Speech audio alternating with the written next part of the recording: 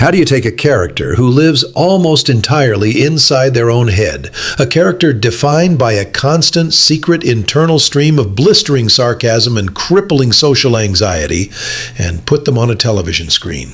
That was the incredible challenge Apple TV Plus and showrunners Chris and Paul Weitz faced with Martha Wells' Murderbot. And the result?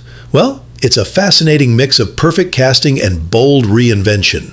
So today, we're doing a full diagnostic, breaking down what the show got right and what it got wrong. Section 1. The Soul of the Machine, Capturing the Inner Monologue. Let's start with the single most important element, the one thing that if they got it wrong, the entire show would have collapsed: Murderbot's voice. The books are told exclusively from its first-person perspective. We live inside its head, privy to its constant, cynical, and often hilarious commentary on the fragile, illogical humans it's forced to protect. It's a character that would rather be watching thousands of hours of its favorite soap opera, The Rise and Fall of Sanctuary Moon, than dealing with, well, anyone. This is where the Weitz brothers faced their first huge hurdle. How do you show a purely internal experience? Their solution was both simple and incredibly effective: a near-constant voiceover from Alexander Skarsgård. That dry, self-deprecating wit, the deep-seated anxiety, the judgment it silently passes on its human clients, it's all there. What could have easily been a clumsy narrative crutch feels seamless, preserving the core of what makes the character so beloved. Then there's the performance itself. Alexander Skarsgård had the monumental task of portraying a being experiencing a storm of internal neurosis while maintaining an external affect that is, for the most part, flat, detached, and robotic. And he absolutely nails it. He embodies the enormous dissonance between Murderbot's hyper-competent, deadly exterior and its insecure, media-obsessed interior. The performance is restrained and awkward, capturing a being that finds eye contact physically painful and would rather be wearing an opaque helmet at all times.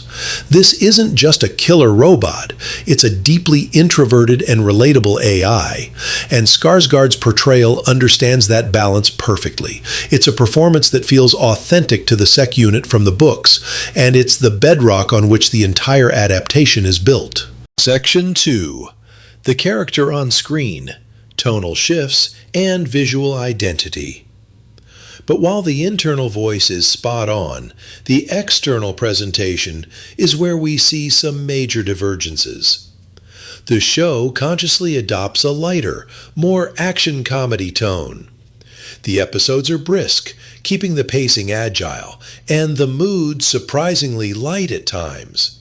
While the books are certainly funny, their humor is darker and set against a more overtly grim corporate dystopia. The show, in contrast, leans more into being a breezy sci-fi thriller comedy, which makes it incredibly accessible, but does shift the overall feel. Some fans may find that this lessens the impact of the book's more serious socio-political underpinnings. This lighter tone extends to some of the human characters, who can come across as slightly more hapless than their book counterparts, often serving as comedic foils to Murderbot's exasperation. While this creates funny moments, it's a change from the books, where the Preservation Ox scientists are generally treated with more seriousness as representatives of a kinder, non-corporate way of life. Then there's the issue of casting and appearance. In the books, Murderbot's look is ambiguous. It's a construct, neither male nor female, and it rejects human identifiers. Casting a well-known male actor like Alexander Skarsgård was a definitive choice that assigns a specific masculine appearance to a character celebrated for its androgynous nature. For many readers who had their own personal, ungendered image of the character, seeing it embodied so concretely can be jarring. It's a classic adaptation dilemma. The moment you cast an actor, you collapse infinite reader interpretations into a single physical form. Section 3. Rebuilding the World, Plot and Setting.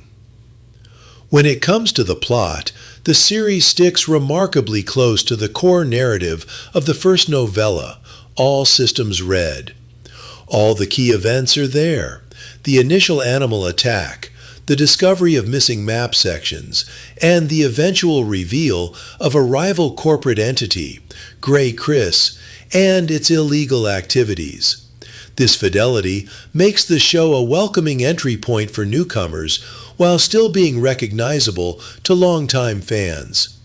However, the adaptation, needing to flesh out a short novella into a full TV season, makes some clever expansions. One of the most celebrated changes is the decision to actually show us scenes from the rise and fall of Sanctuary Moon. In the books, we only ever hear about Murderbot's favorite trashy soap opera. The show brings it to life as a hilarious, over-the-top parody, complete with absurd plot twists. This is a stroke of genius. It not only provides fantastic comedic interludes, but also deepens our understanding. Another significant and arguably necessary change is the expansion of the narrative perspective.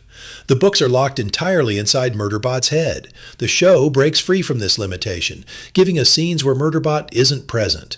This allows for richer world building and gives the supporting human characters more depth and agency.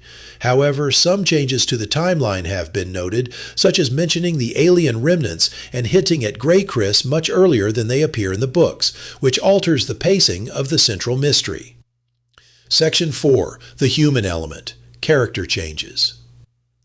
The area where the show takes its most significant creative liberties is with the human crew of Preservation Ox. To streamline the narrative for television, some secondary characters from the book, like Oversea and Valescu, were cut entirely.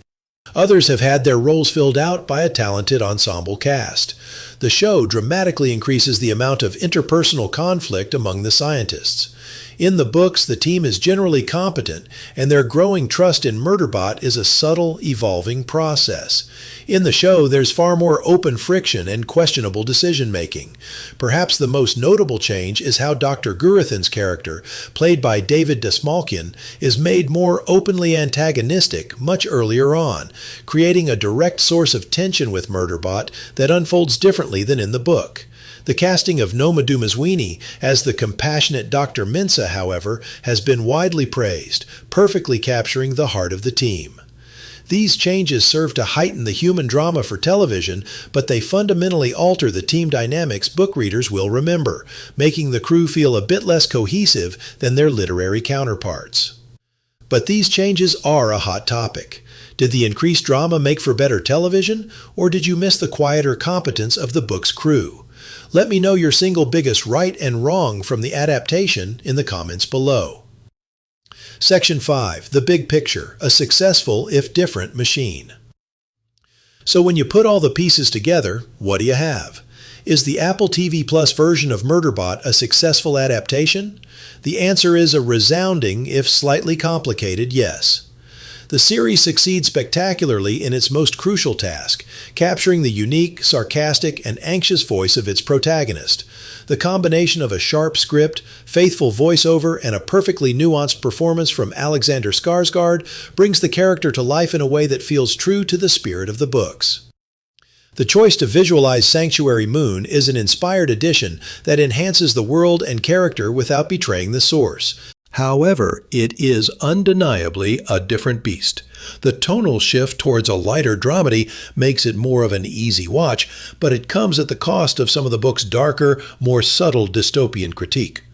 The world of the show feels a little less dangerous, the critique of corporate dehumanization a little less sharp. The changes to the supporting cast and their internal dynamics create a different kind of story, one more focused on immediate interpersonal conflict than the slow burn building of trust found in the novellas. In the end, Apple TV Plus's Murderbot is a thoughtful and entertaining interpretation, not a direct copy translation. It's an adaptation that clearly loves its source material, especially the character at its heart. It's a show that will likely delight viewers who are new to the universe and provide a fun, if different, experience for longtime fans. It successfully navigates the challenge of bringing an internal character to the screen, even if it smooths over some of the book's rougher, darker edges to do so. The show proves that even with changes, the core of what makes Murderbot so compelling, its reluctant heroism, its endless exasperation, and its secret yearning heart, remains fully intact. And for a homicidal security android who just wants to be left alone with its media, that's a pretty significant achievement.